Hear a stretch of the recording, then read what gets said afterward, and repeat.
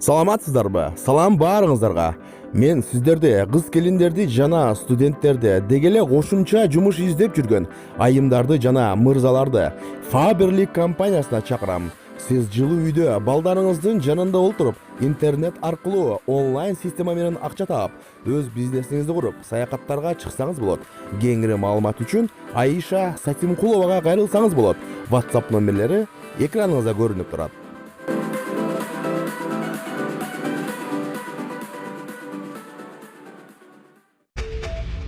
Ак үйгө түкүргөн жигит кайрадан видео тасма сүйлөдү.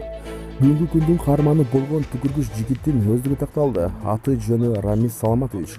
1992 жылы 4 мартта туулган. Улутту кыргыз. Так ушул таптарда сурактан кийинки видео тасма тараган. 1992. Доставка опырган.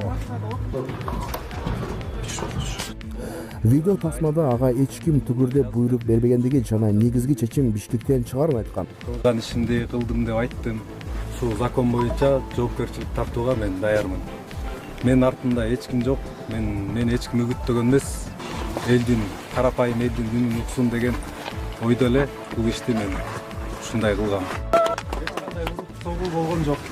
Теги Бишкектен ошол тараптан чечишет экен баары.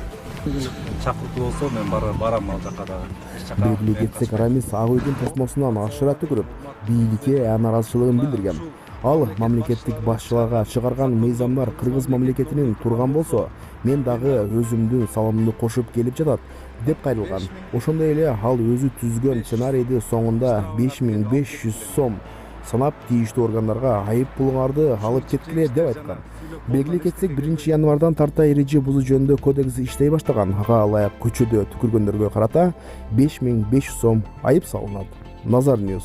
Салам достор. Facebook'тун бул колдонуучусу бул маалымат менен бөлүшкөн. Анда көңүлүңүздөрдү бурабыз.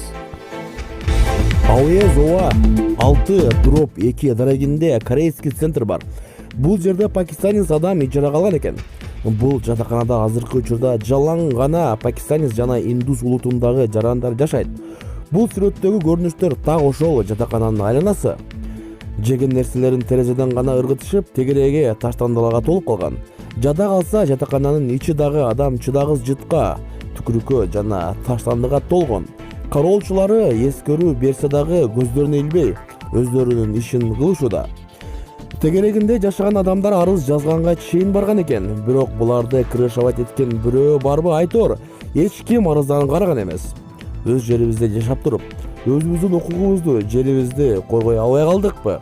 Акча дегенде биздин бийлик төбөлдөрүбүз кыргызда унутуп калат. Бул түшүнүктүү нерсе. Ошондо кыргыздын көйгөйүнө караганда башка улуттун акчасы артыкпы? Жок дегенде Бишкек тазалык эмне экенин карап жүрөт. Кыргызстанда жашап, кыргыз болуп туруп, өзүңдүн жериңди коргой албай, башка улуттун өкүлдөрүнө каалагандай басырып, каалагандай түкүрдөп, каалагандай таштандыларын чачыратып, алардын акчаларын жеп коюп, кыргызды аларга тебелетип жаткан чын курсактуу кресло чиновниктерибиз бар болгула. Ишенбесеңер барып көргүлө. Бул кечээ 5 январда тартылган сүрөт деген өзүнүн ой пикирин жазган.